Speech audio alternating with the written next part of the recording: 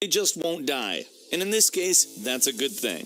Today, GameRanks brings you 10 zombie games of 2016. Number 10, the Dead Island Definitive Collection. Deep Silver is bringing a remastered, polished version of Dead Island and Dead Island Riptide to the Xbox One and PlayStation 4. What's nice is it brings all the patches and DLC into one unified package that runs a lot better.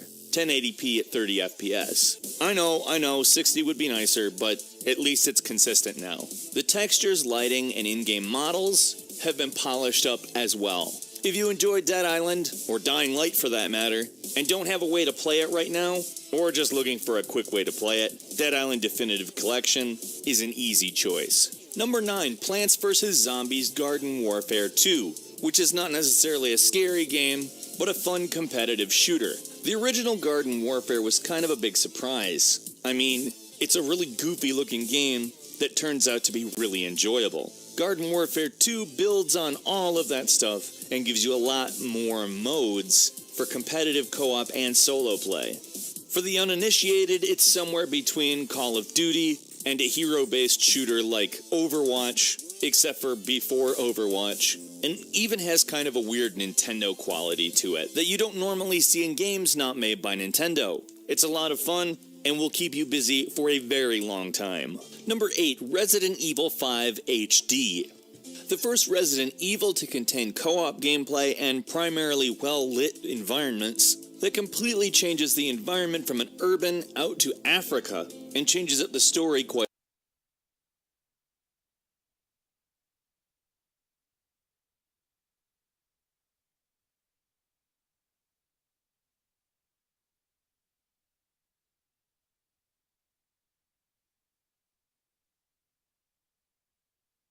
a bit as well. The game itself was subject to a few controversies, but the gameplay of it was so frenetic and enjoyable, it's definitely worth another go-around. While the first 3 are always going to be the classic Resident Evils, for me, Resident Evil 5 is a great game.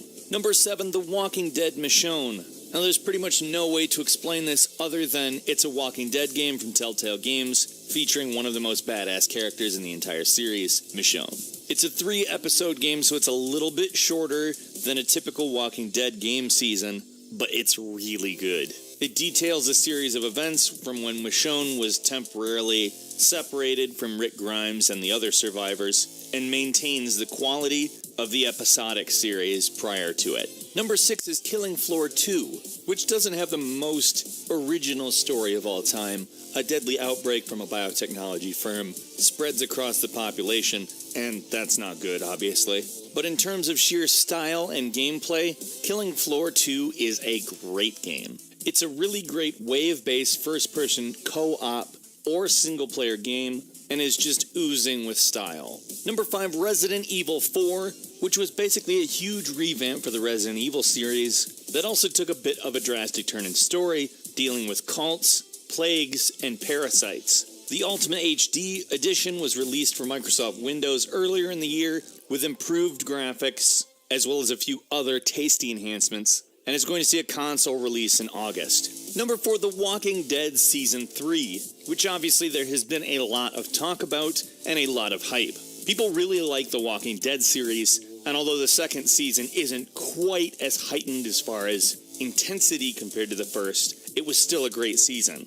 It also set us up for a huge third season, with Clementine no longer as a child, at least a helpless one, anyhow, and looks like it's going to be doing more with people that are a bit more hardened by the world. Something we just found out at Comic-Con is that they're finally doing some improvements to their engine and getting rid of that weird stutter that you see in every single Telltale game. I don't know if that's going to retroactively update other games. I hope so, it'd be nice. But the screens that we've seen from the new Walking Dead season definitely do show a marked improvement. Number 3, H1Z1 for the PS4, which has been killing it on the PC and PS4 players are really excited for. It takes the online zombie survival game and makes it more about team building and cooperation than about player versus player.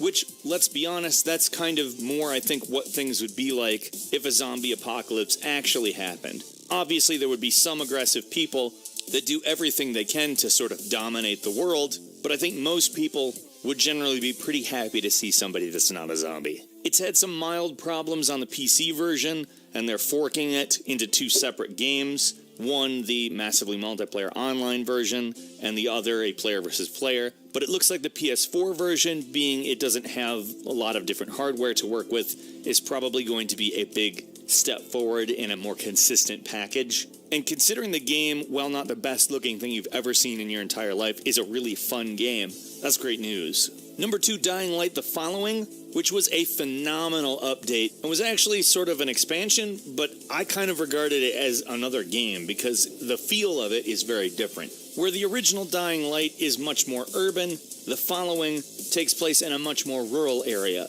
The environments are far more open, and you get a dune buggy to play with, which is, by the way, a lot of fun. It kind of takes the concept, a parkour zombie survival game, and kind of places it in a Mad Max Wasteland-esque environment where everything isn't necessarily right next to each other, but at the same time doesn't look like a Mad Max Wasteland-type environment in that there's green everywhere, and does such a good job of building tension and then releasing it in the same way the original game did. It's also a big graphical improvement, and for whatever reason, the developer just kills it with wilderness settings. And finally, number 1 is Dead Rising 4, the indisputable happiest thing I think we got at E3, at least as far as zombies are concerned.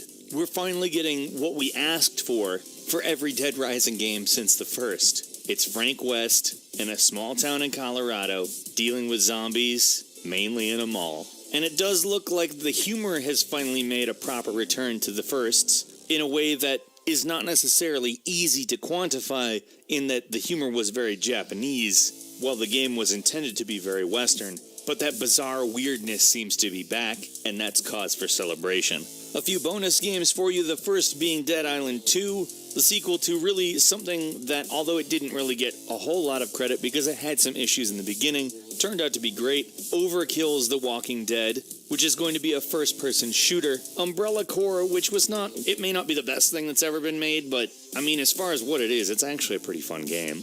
And the Resident Evil 0 HD remaster, which, by the way, that is a classic. To have it in high-resolution graphics is awesome. What's your favorite zombie game of 2016 so far, or that you're looking forward to? Let's meet in the comments and have a discussion about that. If you enjoy